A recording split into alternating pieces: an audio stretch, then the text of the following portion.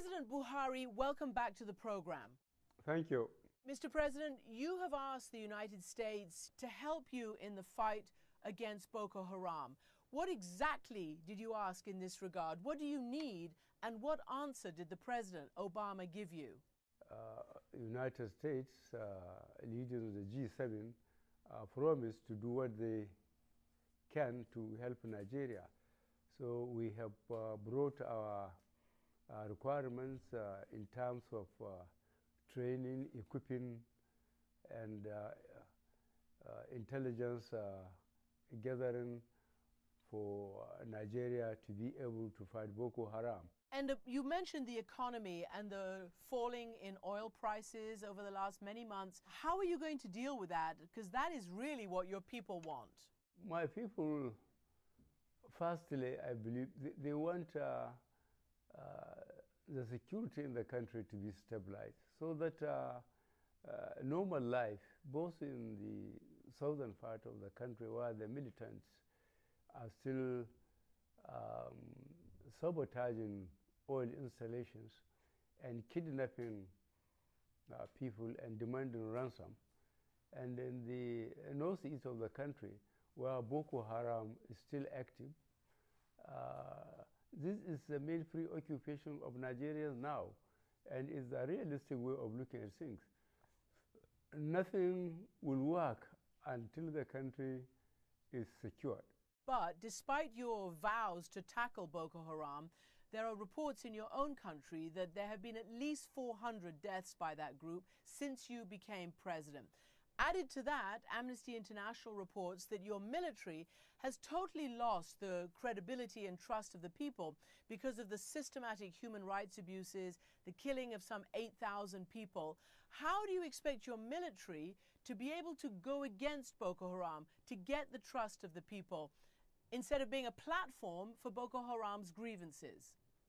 Well, I have just mentioned that under Lake Chad Basin Commission, we have agreed to form a multinational joint task force.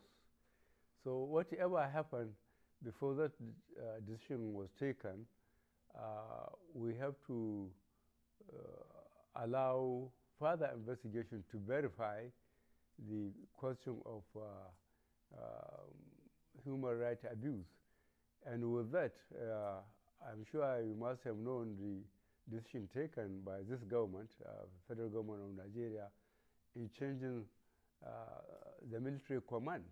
What about the girls, the famous Chibok girls, the 200 or so who were abducted so long ago?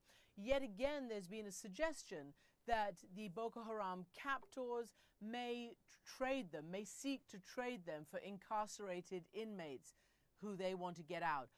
Is your government willing to trade those girls in that regard? We have to be very careful about the credibility of various Boko Haram leaderships coming up and claiming that they can deliver.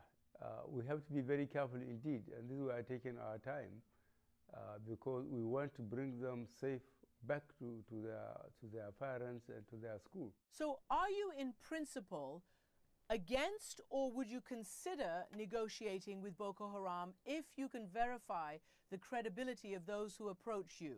I cannot be against it. I told you our main objective as a government is to secure those girls safe and sound back to their schools and rehabilitate them to go back to normal life.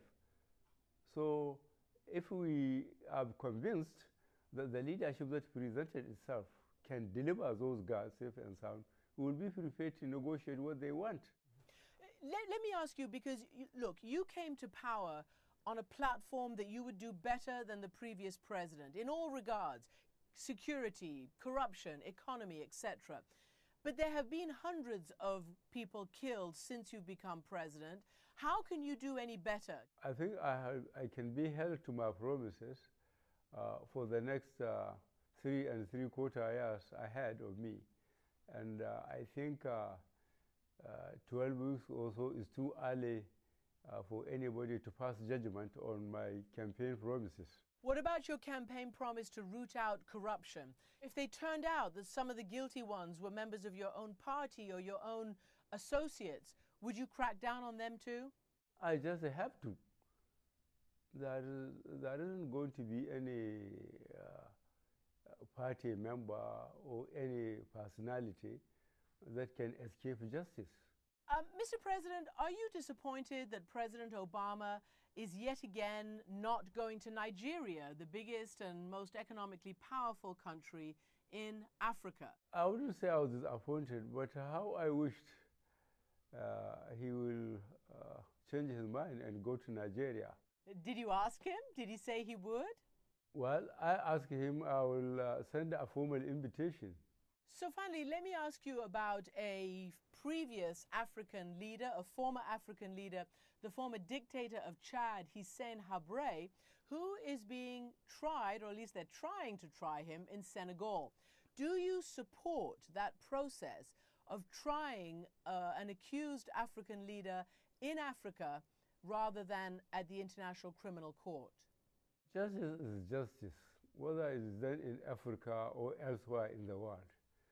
The important thing is let justice be done. Whatever evidence the prosecutions has in Senegal, I think they should proceed to make it available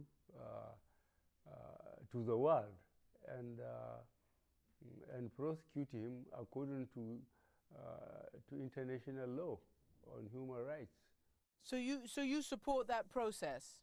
I support any process that is based on justice. President Muhammadu Buhari of Nigeria, thank you for joining me from Washington today. Thank you very much.